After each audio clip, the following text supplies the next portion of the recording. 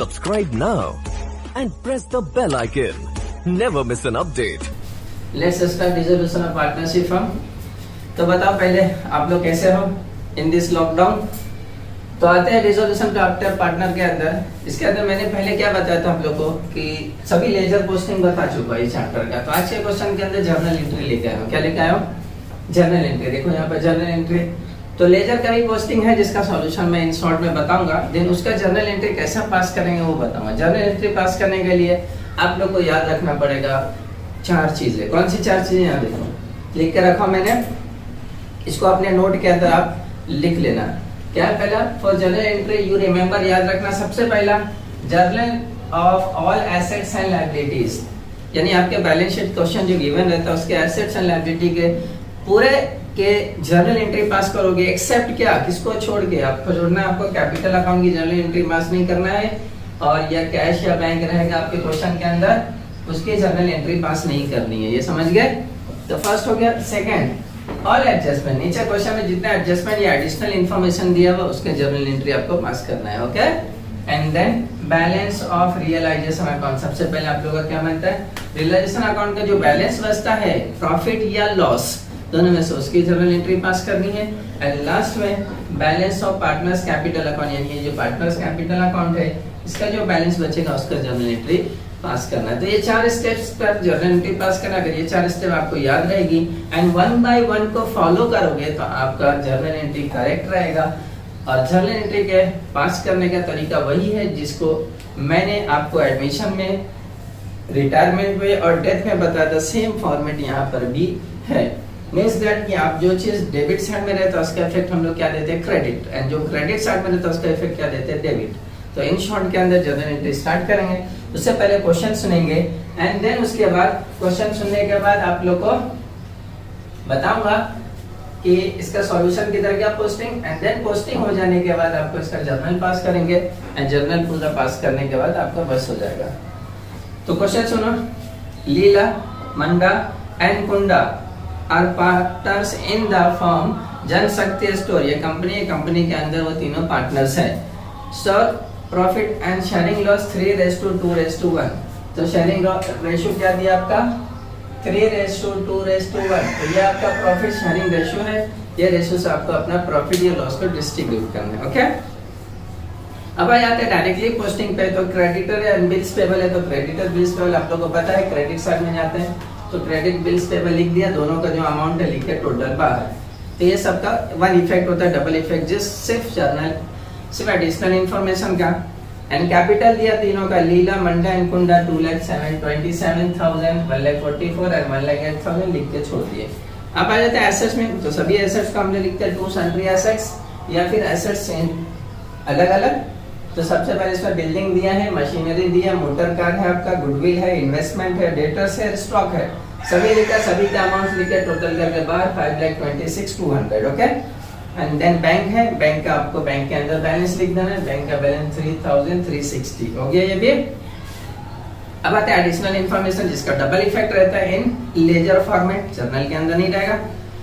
तो देखो Leela agree to take over the building at 1,23,000। मतलब लीला बिल्डिंग लेने, अब बिल्डिंग एसेट्स है तो जो भी एसेट्स को टेक ओवर करे कोई भी पार्टनर तो एसेट्स इधर उसके अपोजिट साइड में आएगी, और लायबिलिटी कोई पेमेंट करे तो उसका उस साइड में आएगी। तो लीला इधर देखो, लीलास कैपिटल अकाउंट बिल्डिंग लिया 1,23,600। इसका दूसरा इफेक्ट देखो, रियलाइजेशन अकाउंट सा है 1,23,600 लीला के कैपिटल में। ओके। देन आता है Manda took over the goodwill, stock and debtors. 3 assets ले रही है मंडा, फिर वो भी देखो by Manda goodwill, stock, debtors जो अमाउंट दिया है एट बुक वैल्यू बोला है। बुक वैल्यू बोला मतलब जो वैल्यू यहाँ पे था वही वैल्यू को आपको लिख लेना। टोटल करके 1,21,200। दूसरा इफेक्ट इसका फिर से रियलाइजेशन अकाउंट 1,21,200। ओके, सेपरेट करके लिखना। देन उसके बाद एंड एग्री टू पे, देखो लायबिलिटी भी पे करने के लिए ले रही कौन? Manda. Creditors and bills payable भी, तो देखो दूसरा इधर तो Manda capital account, creditor bills payable, book value जो थी वही अमाउंट 50,400। दूसरा इफेक्ट देखो मंडा के कैपिटल में आ गया टू रियलाइजेशन अकाउंट। देन उसके बाद आता है आपका मोटर कार एंड मशीनरी, ये रियलाइज, ये कोई पार्टनर नहीं हो रहा, जस्ट रियलाइज हो रहा है। जस्ट रियलाइज होगा तो आपका कौन सा अकाउंट में जाएगा? कैश या बैंक, तो अपने पास बैंक अकाउंट है, तो देखो यहाँ पर क्या लिखा, by bank account, motor car, machinery, दो चीज बिक रही है, उसकी वैल्यूज दी है, वैल्यूज ले लिए, टोटल करके मान लेंगे 82,760। दूसरा इफेक्ट बैंक अकाउंट के डेबिट में, यहाँ क्रेडिट थी तो यहाँ डेबिट में आ गया, चेंज। ओके, नेक्स्ट आता है आपका investment were taken by Kunda. जो कुंदा है वो इन्वेस्टमेंट ले रहा है at agreed value 55,440। Okay, no problem, ये भी एसेट्स है। देखो यहाँ पर by Kunda's capital account investment लिया 55,440। इसका दूसरा इफेक्ट इधर आ गया, टू रियलाइजेशन अकाउंट कुंडा के कॉलम में 55,440। समझ में आ गया। देन उसके बाद आता है, इसके अंदर बोला है realisation expenses amount to be 6,800 paid. तो रियलाइजेशन एक्सपेंसेस यहाँ से पे करते हैं, तो to bank account realisation expenses pay कर दिया। दूसरा अकाउंट, दूसरा इफेक्ट बैंक अकाउंट के क्रेडिट साइड के अंदर ये आ गया। ओके, अब बोला pass necessary entry in the books of Janshakti, मतलब जनशक्ति के नेसेसरी एंट्री बोला, यानी जर्नल एंट्री पास करने वाला था। अब देखो मैं इसके हिसाब से जर्नल एंट्री पास करूंगा, तो पहला एंट्री क्या लिखा था मैंने, पहला क्या लिखा था बताओ, नहीं याद आ रहा है? ओके सुन लो, पहला बताया था बैलेंस शीट के ऑल आइटम्स यानी एसेट्स और लायबिलिटी की एंट्री पास करना है except capital account and bank account. तो देखो यहाँ पर सबसे पहले क्रेडिटर एंड बिल्स पेबल, तो creditor bills payable realisation account के क्रेडिट साइड में जाता है। तो देखो क्रेडिट साइड का इफेक्ट डेबिट होता है, मैंने बताया था। डेट नहीं दिया तो वहां पे 1 2 3 4 लिखो। तो सबसे पहले आपका क्या है, creditors account debit, bills payable account debit, दोनों एसेट्स का लिख दिए। टू कौन सा अकाउंट के अंदर, रियलाइजेशन अकाउंट, तो वही लिखोगे टू रियलाइजेशन अकाउंट। अमाउंट देखो दोनों का 28,800 एंड 21,600, टोटल करके देखो व्हाट टोटल लिखा है 50,400। बीइंग नरेशन क्या लिखो, नरेशन में लिख नहीं रहा, जैसा आप सुनो और उसको लिख लेना। Being creditors and bills payable transfer to realisation account, ये आपको नरेशन लिखना है। ओके, सेकंड उसके बाद देखो कैपिटल है, तो मैंने क्या बताया कैपिटल अकाउंट का जर्नल एंट्री नहीं पास करना है। अब आ जाता है एसेट्स में, तो सभी एसेट्स है पूरा स्टॉक तक, तो देखो एसेट्स पूरा यहाँ पर आ जाता है डेबिट साइड में, तो उसका जर्नल एंट्री क्या रहेगा, रियलाइजेशन अकाउंट डेबिट टू, ये सब लिखोगे। तो यहाँ पर पूरा नाम लिखोगे रियलाइजेशन अकाउंट डेबिट टू, क्या क्या है सब लिखो, to building, to machinery account, to motor car account, to goodwill account,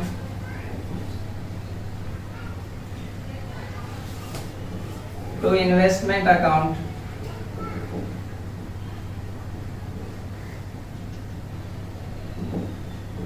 to debtors account,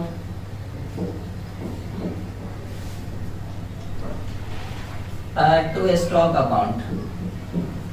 तो जितने एसेट्स थे तो टोटल एसेट्स के लिख दोगे, अमाउंट जो है वो लिखोगे 1,02,000, दूसरा दिया 73,000 एंड देन 1,67,600, उसके बाद आपका 45,600, देन 62,400, फिर उसके बाद आपका 30,600, देन उसके बाद 45,000। ये सभी हो गया एसेट्स के। इसका टोटल देखो वहाँ 5,26,200, यहाँ जगह 5,26,200। ओके, ये सेकंड हो गया। इसका नरेशन क्या लिखोगे आप, इसका नरेशन लिखोगे बीइंग ऑल एसेट्स या फिर sundry assets transfer to realisation account, इसका भी सिंपल सेकंड हो गया। अब थर्ड, उसके बाद आता है बैंक, तो मैंने क्या बताया था बैंक अकाउंट के भी जर्नल एंट्री पास नहीं करना है। अब आता है एसेट्स एडजस्टमेंट, एडिशनल इंफॉर्मेशन जिसको बोला, तो फर्स्ट हो गया all assets and liabilities. Second पे आते हैं, जो सेकंड पॉइंट अभी मिटा दिया मैंने। सेकंड पॉइंट क्या था, ऑल एडिशनल एडजस्टमेंट या फिर एडिशनल इंफॉर्मेशन के जर्नल एंट्री। तो सबसे पहले इसमें देखो Leela agree to took over the building at 1,23,600। Leela नहीं तो लीला ने एसेट्स लिया, तो देखो यहाँ पर है, तो इसकी जर्नल एंट्री क्या रहेगी, Leela capital account debit, Leela's capital account debit to, कौन सा अकाउंट है, रियलाइजेशन अकाउंट, तो वहां पे वही लिखोगे रियलाइजेशन अकाउंट, अमाउंट 1,23,600 जो रहेगा आपको वही लिखना 1,23,600। इसका नरेशन क्या लिखोगे, बीइंग बिल्डिंग टेकन बाय लीला, जो ले रहे उसी का नाम लिखना है। फोर्थ थर्ड भी हो गया। फोर्थ पे आते हैं, देखो फोर्थ क्या बोला आपका, फोर्थ बोला है Manda took over the goodwill stock and debtors, ये तीन एसेट्स ले रही है वो एट एग्रीड बुक वैल्यू, तो देखो उसका भी यहाँ पे आ गया था टोटल, तो इसी का entry directly Manda capital account debit to realisation, तो डायरेक्ट आ जाए आपका Manda capital account debit to realisation account, कितना टोटल अमाउंट 1,21,200, 1,21,200, बीइंग नरेशन इसका क्या रहेगा, इसका भी वही रहेगा being goodwill stock and debtors taken by Manda, taken by Manda, बहुत इजी होगा। यहाँ पर सेपरेट नहीं लिखोगे, कोई भी एसेट्स या लायबिलिटी कोई पार्टनर लेता है सेपरेट नहीं लिखना, बल्कि जो अकाउंट है वो लिखना है, ठीक है। देन फिफ्थ कंटिन्यू करते हैं, ओके कंटिन्यू फिफ्थ एडजस्टमेंट। तो फिफ्थ क्या बोलता है यहाँ पर, उसने बोला sundry creditor and bills payable भी पे कर रहा है, तो देखो लायबिलिटी पे कर रहा है इस साइड से, तो इस साइड से मंडा ने, तो इसका एंट्री क्या रहेगा, realisation account debit to Manda, fifth realisation account debit to Manda's capital account, Manda's capital account, कितना टोटल ये लोग दोनों का, दोनों लायबिलिटीज को पे किया उसने 50,400, 50,400, 50,400। इसका भी नरेशन क्या लिखोगे, being sundry creditors and bills payable paid by Manda, जिसने पे किया उसका ही नाम लिखोगे आप, मंडा ने पे किया मंडा का नाम लिखोगे, ओके ये भी हो गया। अब उसके बाद आते हैं एसेट्स रियलाइज हो रहा है, देखो motor car and machinery realise 1,50,000, 5180 and the 31,680 respectively दोनों। अब यहाँ बैंक से रियलाइज होगा डायरेक्टली, किसी पार्टनर का नाम नहीं दिया है, तो बैंक से रियलाइज, तो देखो यहाँ पे देखो मैंने दिया था दोनों को, तो इसका जर्नल एंट्री क्या है, bank account debit to realisation 6, bank account debit to realisation account, total amount ले लोगे 1,82,760, 1,82,760, 1,82,760। इसका नरेशन क्या रहेगा आपका, बहुत सिंपल है, बीइंग एसेट्स रियलाइज या फिर being motor car and machinery realised, ऐसा भी लिख सकते हो। ये भी हो गया। अब उसके आगे देखो क्या एडिशनल इंफॉर्मेशन बोला है, investment taken over by Kunda at the agreed value 55,420, तो ये कुंडा ले रही है, इसकी भी जर्नल एंट्री देखो एसेट्स ले रही है यहाँ पर है, तो डायरेक्टली इसकी एंट्री क्या रहेगी, Kunda's capital account debit, Kunda's capital account debit to, कौन सा अकाउंट है, रियलाइजेशन, तो टू रियलाइजेशन अकाउंट, अमाउंट 55,440, तो वही अमाउंट है वही लोगे 55,440, 55,440। इसका भी नरेशन क्या रहेगा, being investment taken by Kunda, जो पार्टनर ले रहे हैं being investment taken by Kunda. Then उसके बाद क्या बोलते हैं यहाँ पर, रियलाइजेशन एक्सपेंसेस 6,800 पेड। अब रियलाइजेशन एक्सपेंसेस देखो इधर से पे होता है, तो इसकी एंट्री क्या रहेगी, realisation account debit to bank, ये लो ये भी हो गया, realisation account debit to bank account, कितना 6,800, 6,000।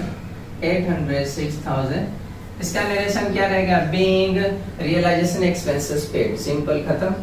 एंड ये भी हो गया, तमाम एडिशनल इंफॉर्मेशन खत्म हो गया।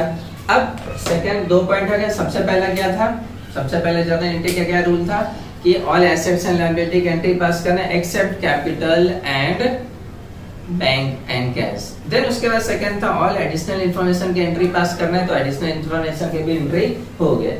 थर्ड क्या था? थर्ड था बैलेंस ऑफ रियलाइजेशन अकाउंट। तो इसका बैलेंस देखो, इसकी एंट्री पास करना है, तो बैलेंस 50,000 बचा, ऑल पार्टनर्स पे डिस्ट्रीब्यूट कर देते हैं हम लोग, तो इसकी एंट्री आएगी आपकी। तो यहाँ क्रेडिट है तो एंट्री में डेबिट आएगी, यानी